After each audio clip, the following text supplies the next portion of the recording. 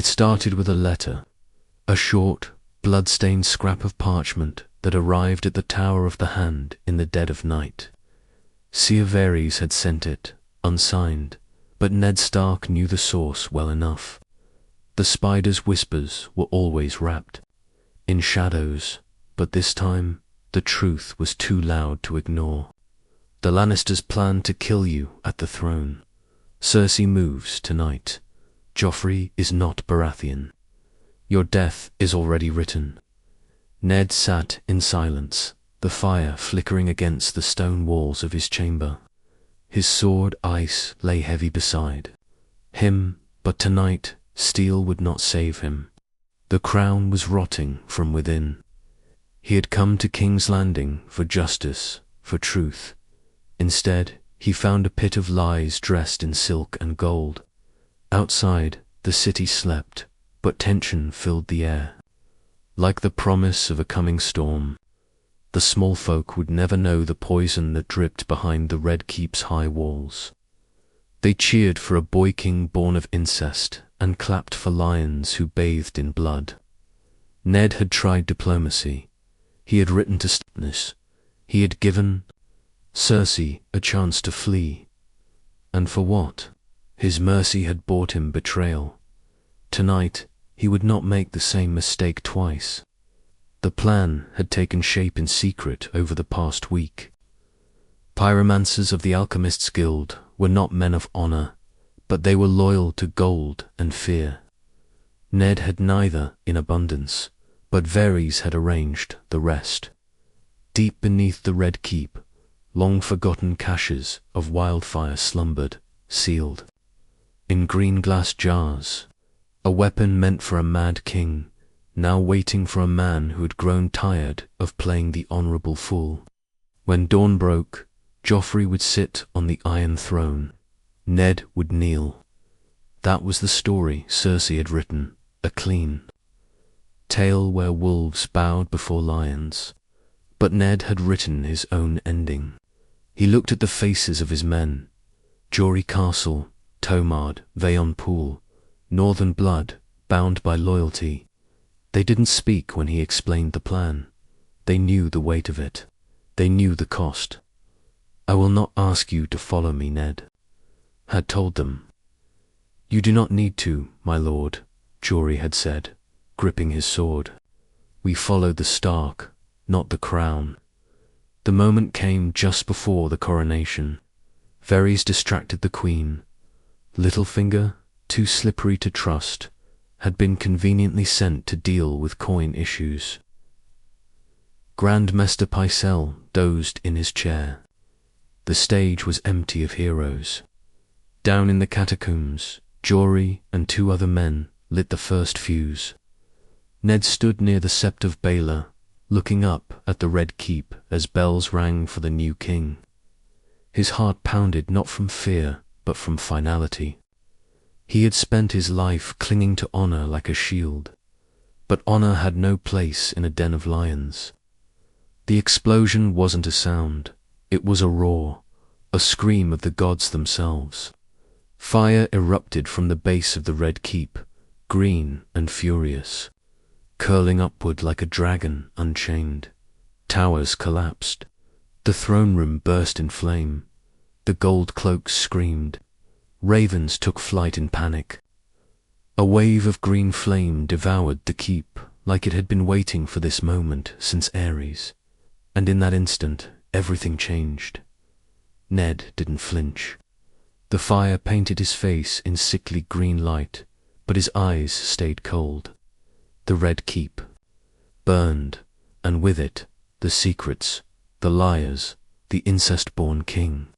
He had committed a sin greater than any regicide, mass murder. He had become the thing he despised. But perhaps that was the only way to break the wheel. Varys arrived in the aftermath, soot on his robe, shock painted on his face. You've damned us all, Lord Stark. No, Ned said, his voice like ice cracking over still water. I ended it. But he knew that this was only the beginning. Smoke curled over the city like a shroud. Ash fell from the sky, soft as snow, covering cobblestones and corpses alike. The Red Keep was gone, reduced to smouldering ruin, a blackened crown atop the hill. The once great castle that housed generations of kings now sat in broken silence, gutted by wildfire and vengeance. Ned Stark stood in the center of the chaos, surrounded by what remained of his household guard. His grey cloak was singed at the edges, his face streaked with soot and sweat. But his hands did not tremble. Not anymore. Behind him, the sept bells had stopped ringing. "What now, my lord?" Jory Castle asked, his voice hoarse. "There'll be no pardon for this." "There was never going to be," Ned said quietly. "But there may be peace." Peace. The word felt foreign in his mouth. He had sent ravens to Stannis the day before. In the letter, he told the truth about Joffrey's parentage and invited the rightful heir to ride on King's Landing, not to claim a throne of lies, but to restore order after the fire. Whether Stannis would come or seize the opportunity for power was unknown. But Ned had laid the kindling for a new realm. Now it would be up to others to decide whether to light it or leave it in ruin. Yet peace would not come so easily. The Lannisters did not all die in the fire. Jaime, the Kingslayer, had been on patrol with the city watch. His golden armor had barely escaped the first blast. Now he hunted Ned through the city like a rabid lion, his hatred unleashed. And Cersei, gods, Cersei. Varys had found her in the remains of Maegor's holdfast. The wildfire hadn't reached that far. She was bloodied, disoriented, but alive, screaming, not for Joffrey, not for Tommen, but for vengeance. She never stopped coming, Varys warned. She will raise armies. She will pay in gold and blood. Ned nodded. Then we must be ready. By dusk, the city was turning on itself. Loyalists to the crown, those still breathing, blamed Ned Stark for everything. Goldcloaks rioted, killing northerners on sight. Small folk looted what remained of the Red Keep, dragging out shattered swords and charred armor like trophies. Mothers wept in the streets. Some called it justice, others called it madness. A raven arrived from Harrenhal. Tywin Lannister was marching, 20,000 strong, burning villages along the way, his fury greater than ever before. The wolf had set fire to the lion's den, and now the lion would come roaring for blood. But Ned didn't run. He sent for Robb. The North would march south, not for conquest, but for survival. House Stark could no longer remain silent, hiding behind old gods and snow-covered mountains. The game had changed, and Winterfell had been forced into it by fire. And yet, something deeper stirred within Ned, something that frightened even him. He had always believed that truth was a blade that cut cleanly, that justice was a weight one bore with pride. But now he had become the butcher, the executioner without trial. Had he become what Robert always warned him about? A man driven not by justice, but vengeance. He remembered Catelyn's voice in his mind, warm and clear. "Promise me, Ned, don't lose yourself in their wars."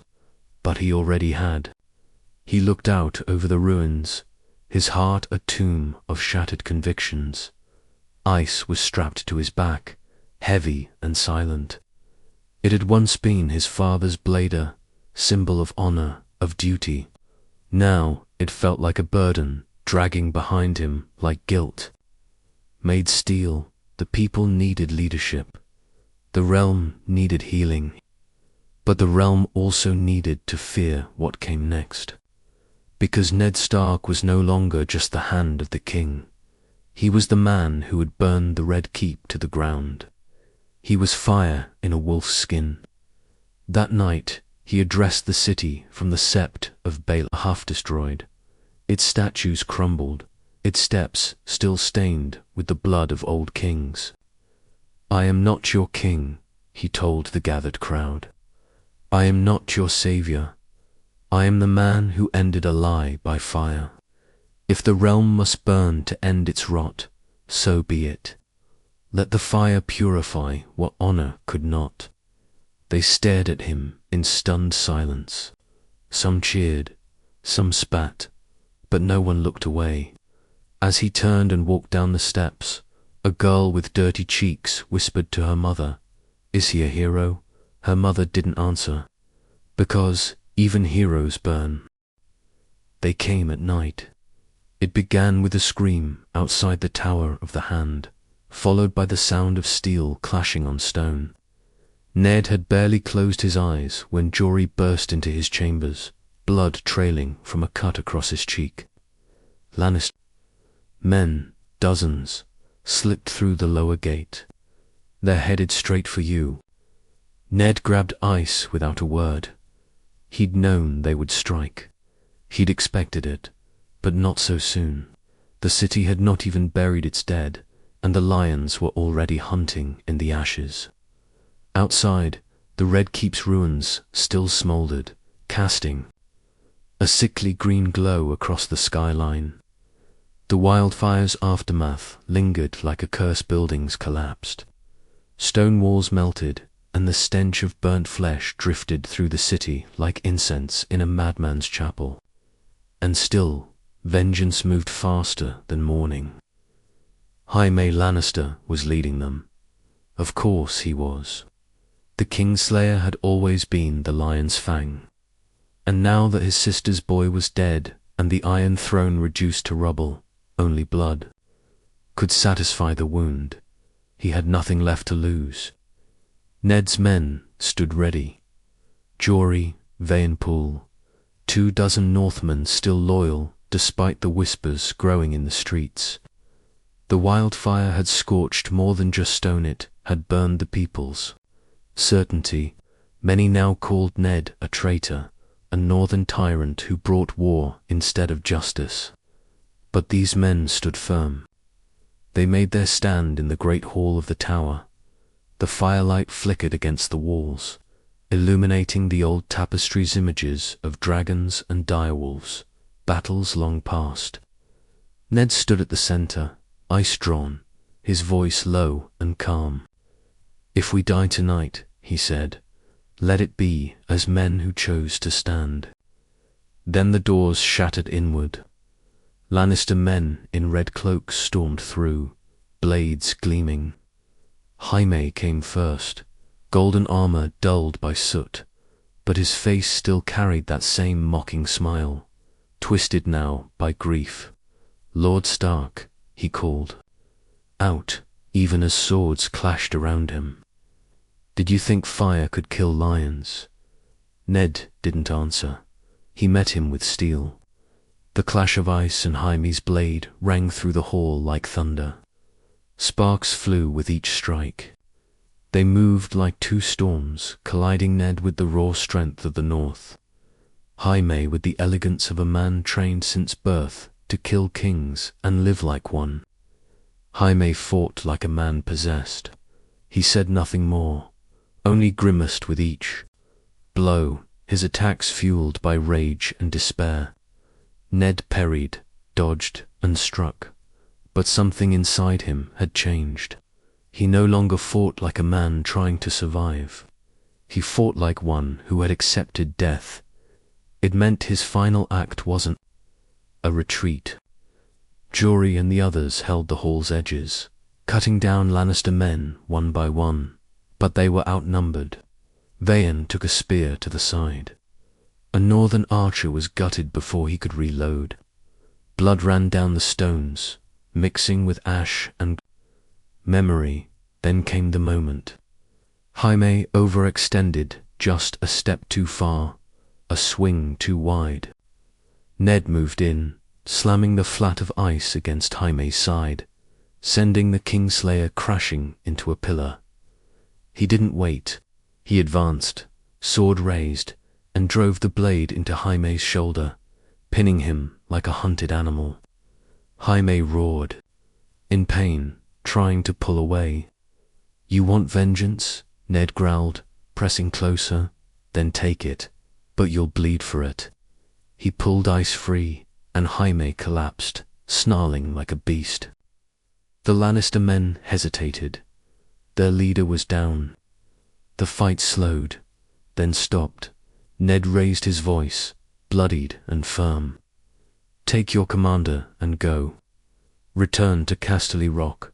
Tell Cersei this war won't be fought in shadows and hallways. If she wants it, she'll face it in the open." One of the younger Lannister knights looked ready to argue until he saw the body count in the room. Half their men dead, Jaime crippled, and the wolf still standing.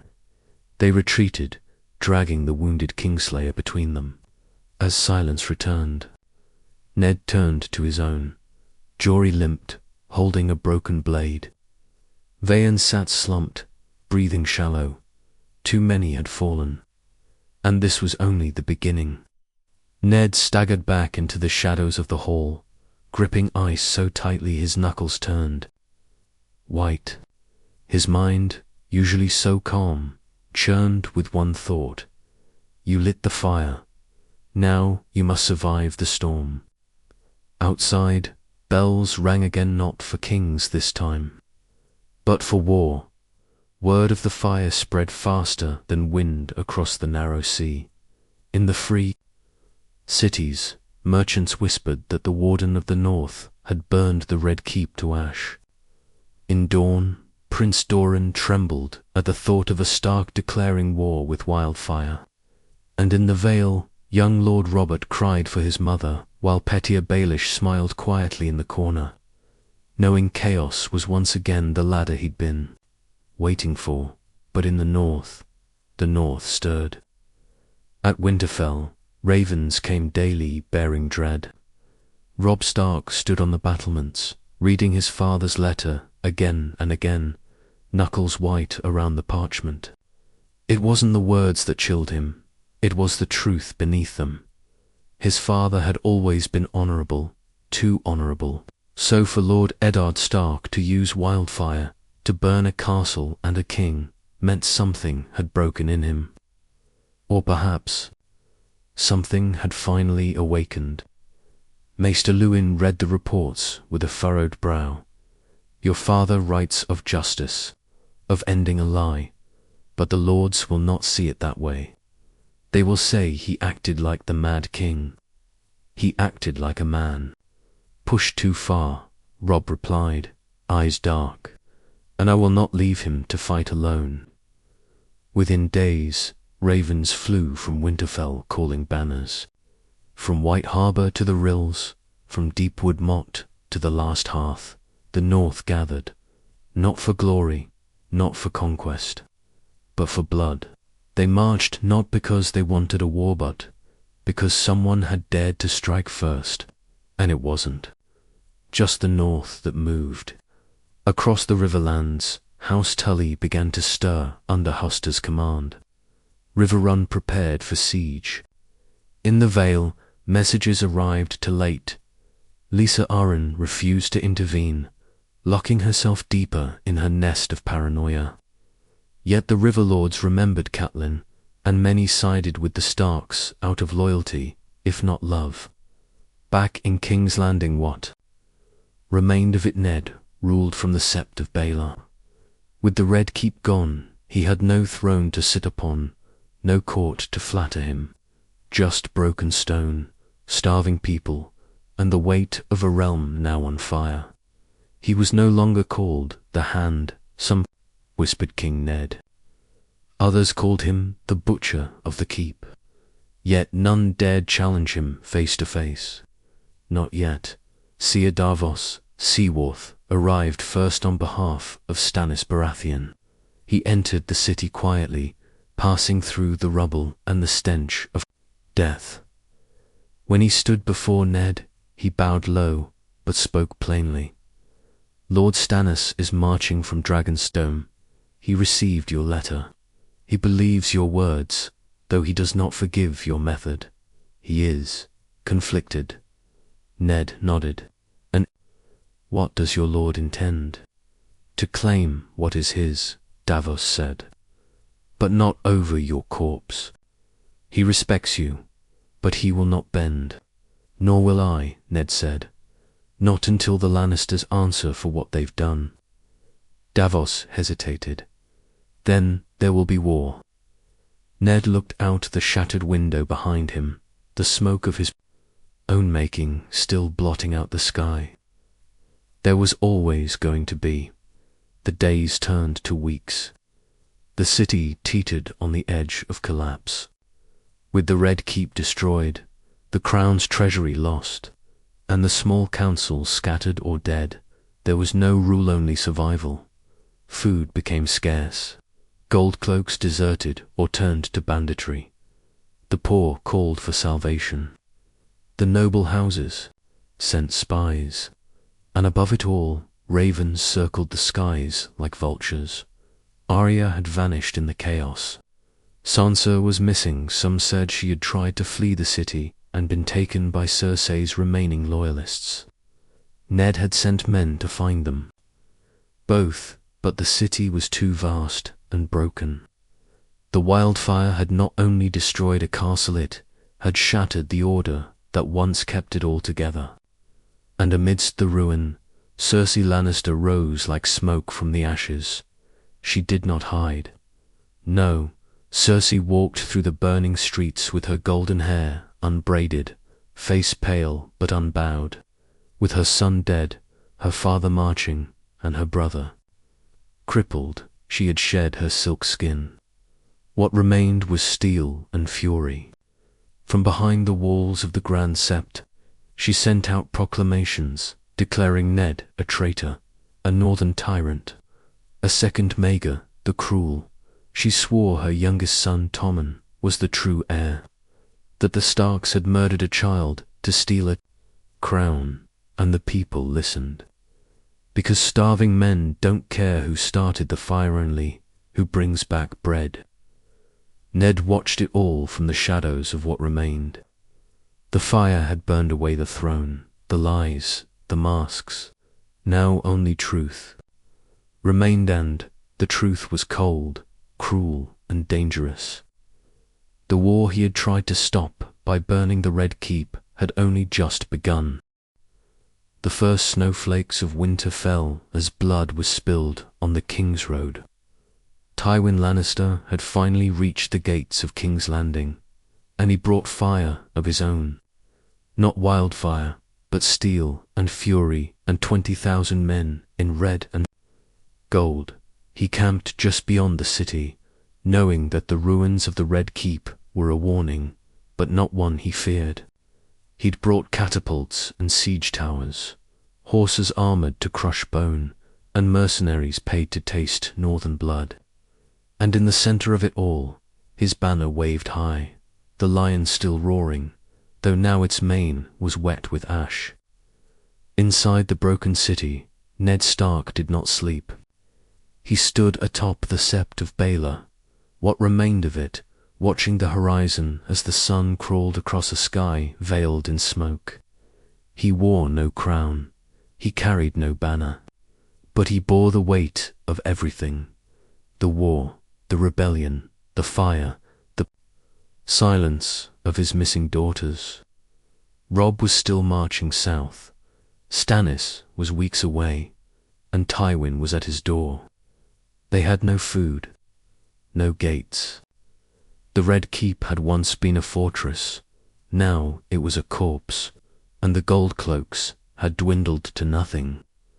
What remained of the people looked to Ned with the kind of eyes that once looked to kings. Starving eyes, angry eyes, eyes that had nothing left to lose. He knew this wasn't a battle he could win, not with swords, not with honor, and not with fire again. Jory entered quietly, face hard. He sends a demand, he said, holding out the parchment. Surrender by dawn, or he'll level the rest of the city. Says you owe him a son. Ned didn't read it. He already knew. He dismissed his men, save for Jory and Maester Coleman. Then he sat alone and stared at the blade resting across his lap. Ice, ancient and brutal, forged from Valyrian steel, passed down through generations of Starks. He whispered to it like an old friend, "Is this what we've become? Burners of children, destroyers of cities." But there was no answer. Steel does not speak, not even to those who carry its weight. That night, the wind howled through the city. People huddled in corners and cellars, praying not for gods, but for mercy, from lions, wolves, or whatever came next. And then the horns blew. Tywin attacked. It began with the catapults. Stones larger than men smashed into the outer quarters. Fires ignited where buildings still stood. His archers let loose flaming arrows that lit the slums like torches. And then the gates, weak and scorched, splintered under the ram of Lannister steel. Ned stood at the front line, not behind, not commanding from a tower, but shoulder to shoulder with what remained of his guard. Northman, ragged and battered, fought beside Sellswords, broken gold cloaks, and even a few brave small folk. It was not an army. It was a last breath. The battle was chaos. Steel clanged against steel, screams echoed through alleys, and blood soaked the streets. Fires raged across the city, turning King's Landing into a twisted vision of hell. And yet the defenders held, not for victory, but for defiance. Jaime Lannister was not among the attackers. Wounded from their last clash, he had been left behind, furious and caged. But his name was shouted with every charge, and his men carried his vengeance like a banner. And then came the breach. Tywin's elite guard poured into the heart of the city. They moved like a tide, swallowing resistance. They didn't just kill soldiers. They dragged people from homes, cut down the old, set fire to orphanages. It was more than war. It was retribution. Jory was wounded, a blade to the ribs. Ned had to carry him halfway through the courtyard. Vayenpool fell, defending the Sept's doors, a dozen arrows in his back. Ned killed 7 men that night with ice, moving not like a lord, but like a man who no longer cared whether he lived. And when the last defense collapsed, when the Sept's outer wall crumbled, Ned Stark stood atop the final step, blood running down his forehead, ice burning in his hand. He met Tywin's eyes across the battlefield, cold, golden, expressionless. "I warned you," the lion said, his voice quiet but carrying. "You burn kings, you earn war, and you protect incest and lies," Ned answered, barely able to breathe. "We are both murderers now." Tywin raised a hand. His men closed in. But before they could strike, the sky above them thundered, a sound not of war, but of wings. The people looked up, and even Tywin faltered. A black banner flew from the east. Stannis Baratheon had arrived, and behind him came ships, dozens of them, with sails bearing the red heart of R'hllora and the fiery vengeance of a man who claimed justice, not for gold, but for truth. The sea was on fire. Stannis Baratheon's ships had arrived under cover of darkness, and with them came a storm that swallowed the Blackwater Bay in flame. His fleet moved in like sharpened teeth, cutting through what remained of the Lannister vessels anchored near the harbour.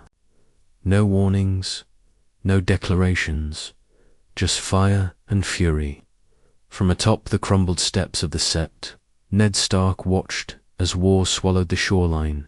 He was soaked in bloodsome, his, most not. Ice had grown heavier in his hands. His knees buckled, not from wounds, but exhaustion. He hadn't slept in nearly 2 days. Jory lay unconscious behind him, bandaged but barely breathing.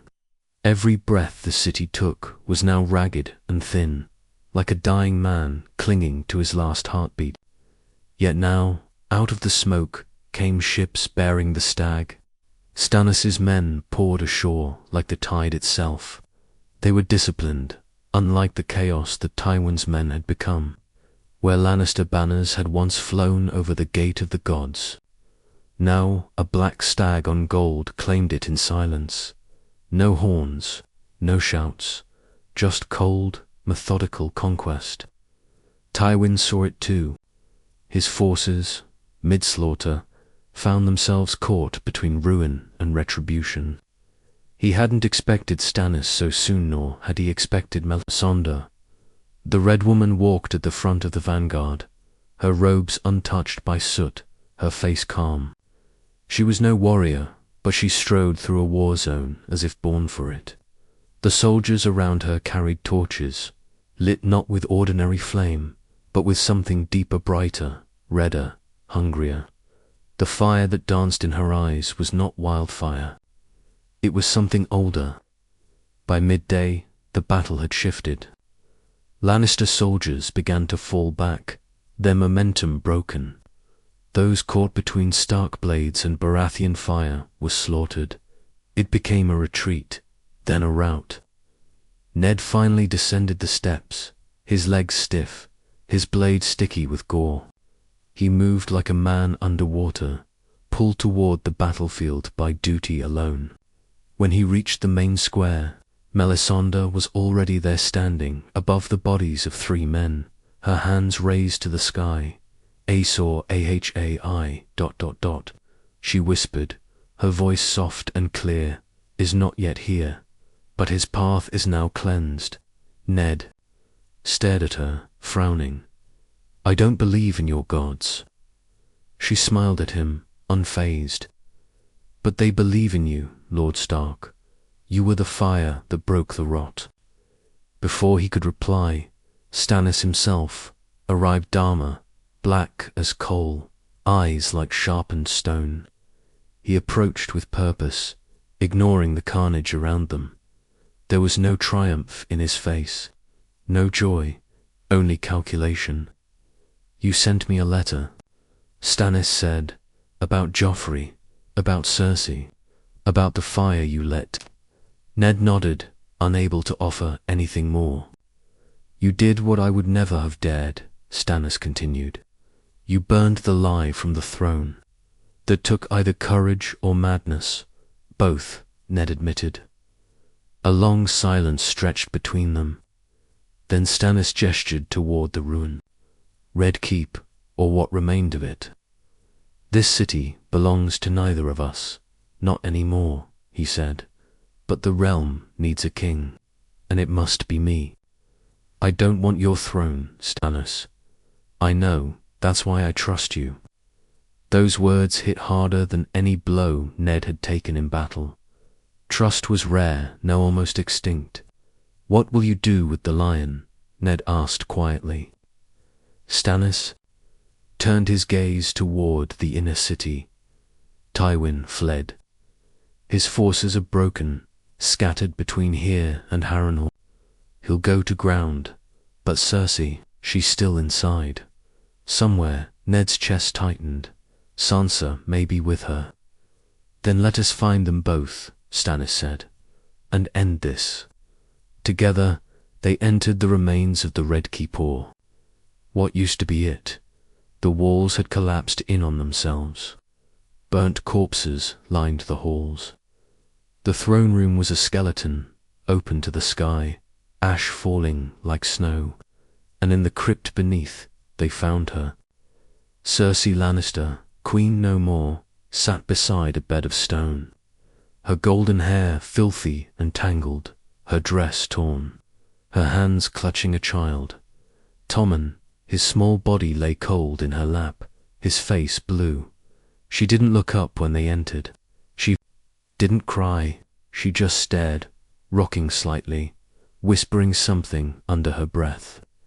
Ned stepped closer, and her voice became clearer. They took them from me. You took them, one by one. Stannis drew his sword, but Ned raised a hand. She's broken, he said. No, Cersei murmured. I am awake now. I see what the world truly is. She looked up at Ned, and her eyes burned not with grief, but something older. Hate, yes, but also clarity. You think it ends? With me? With Joffrey? No, you burned the castle, but not the game. Then, before anyone could stop her, she drew a small dagger from her sleeve and plunged it into her throat. It happened so fast, Stannis didn't move. Melisandre didn't even blink. And Ned just stood there, watching another life end in silence. Only the child remained, and the ashes. The city no longer wept. It simply lay there, hollowed out by fire, bleeding beneath the ash. The wind howled through crumbled corridors of the Red Keep, carrying with it the last whispers of a fallen house. Lannister banners were gone burned, trampled or tossed into gutters by starving hands. And now, as dawn broke over King's Landing, no one cheered. There was no victory. Ned Stark stood at the edge of the ruined throne room. The Iron Throne itself was gone melted, buried in collapsed stone.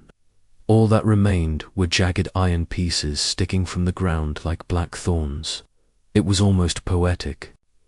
The throne that had corrupted and cursed so many had died in the same fire it had long inspired.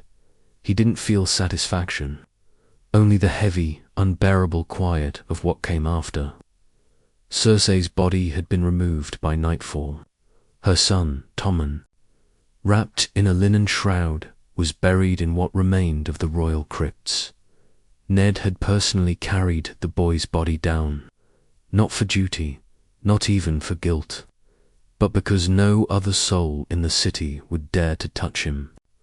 The child had died long before the blade his innocence stolen the moment he was born into that cursed bloodline.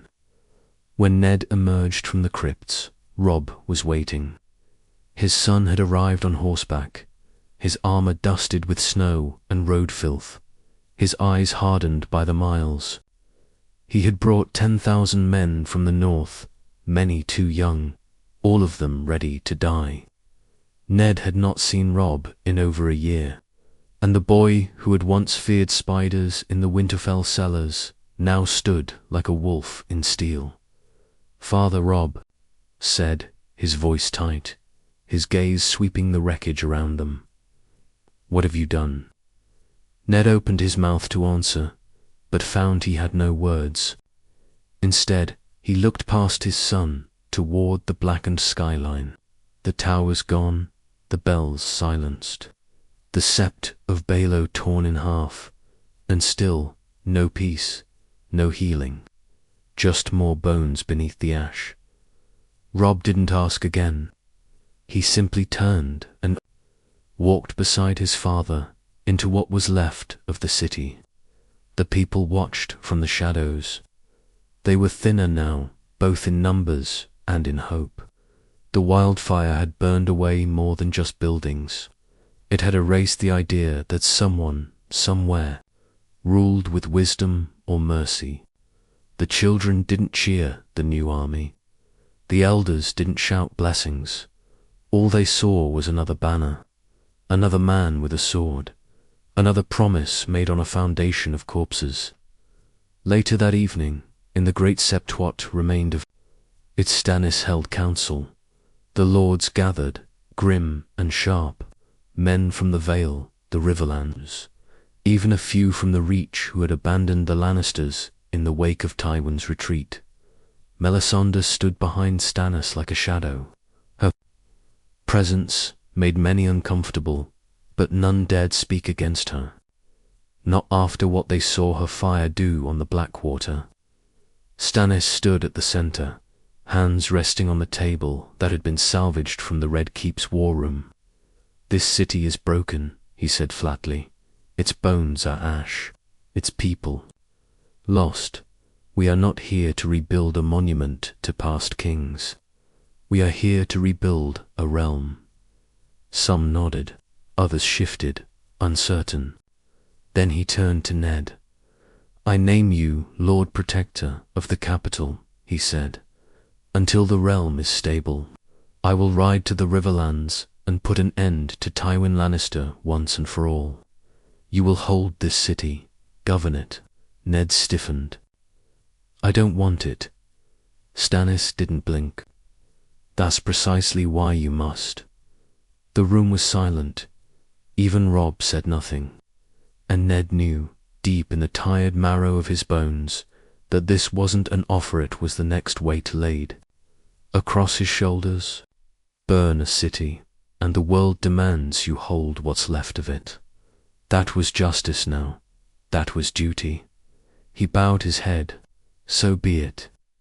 That night, as snow mixed with ash over the rooftops of King's Landing, Ned Stark stood alone in the broken throne room. He looked out toward the sea, where the fires of war still flickered on the horizon. He had saved no one. He had avenged no one. He had simply lived long enough to become the last man left standing.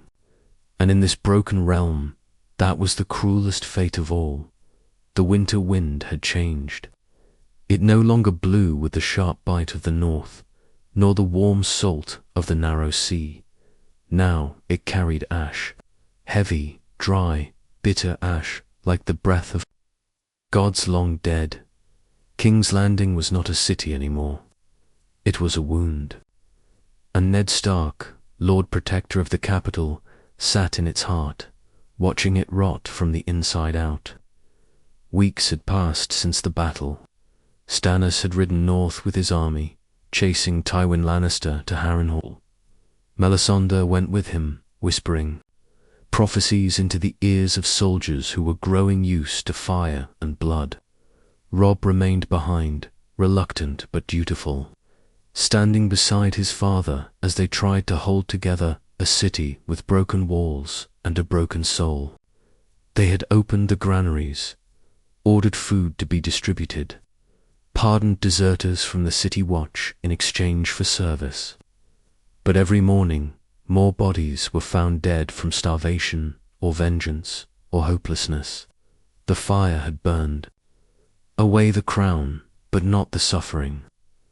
One morning, a boy was caught stealing bread from the northern supply carts. He couldn't have been more than 8. Robb wanted to let him go. The guards wanted him hanged. Ned sent the boy home with a full sack of food, and later learned the boy's house had been burned down the same night by former Lannister men still hiding in the alleys. You can't save them all, Robb had said, voice hollow. Ned didn't answer. He was beginning to understand that maybe he wasn't meant to save anyone anymore. Then came the raven. It arrived from the north, black wings beating against the soot-stained sky, carrying a letter from Maester Luwin in winter. The words were short and stark. Benjen Stark is dead. The wall is not safe. Something stirs beyond it. We need you. Ned sat with the letter in his hands for hours, staring at the ink as if willing it to disappear. Benjen, his brother, the last piece of home, gone. He didn't cry. He couldn't. Not anymore. His grief was buried too deep beneath the guilt, beneath the blood on his hands, beneath the ruins around him. But a fire sparked behind his ribs, not the kind that destroyed cities, the kind that warned of something darker. The wall was calling, and that meant winter true. Winter was no longer far away. That same night, Arya returned. No one saw her enter. No guards reported her arrival. But Ned found her in the gods' twisted patch of trees that had somehow survived the destruction, tucked behind what used to be the Maegor's holdfast. She was thinner, her hair shorter. A long scar ran down her neck, and in her hand she held a blade too small to matter. for the way she gripped it like it had tasted blood. "Hello, father," she said quietly. He walked to her, heart pounding, arms frozen. "I looked for you," he whispered. "I know. Where were you?" "Hiding, watching, learning. I'm not the same anymore." Ned knelt beside her, the snow whispering around them. "I'm not either." They sat in silence beneath the blackened branches. For once, there were no titles, no politics, no lords or wars. Just a father and a daughter, both shaped by fire in different ways. "I want to go north," Arya said. Ned nodded slowly. "So do I." But there was one more task. He met with the remaining lords in what used to be the whole of the 100 Flames a Name that now felt like a cruel joke. The surviving heads of houses, Tarly, Frey, Valerian, and several Riverland lords all stood around a map of Westeros. Ned pointed at the wall. "There's something coming," he said, "and we're not ready. While we burn each other alive in the south, something old and cold stirs in the north." They scoffed at first, called it rumor, ghost stories. Ned didn't argue. He just told them what he intended. "I am leaving the city. I will return to Winterfell. From there, I'll ride to the wall. If the threat is real, I'll face it. If I die, so be it. But if I survive, and I find that death walks beyond those trees, then by the time I return, this realm better be ready to follow me." And then he left. No crown, no armor, no ceremony. Just a wolf riding north again. Behind him, the capital remained silent. There was no new king, no throne, just ash. But perhaps, in the cold wind rising from the wall, a new kind of war was waiting. One where honor would not be enough. One where fire would not save them. But a Stark might, if the gods allowed it.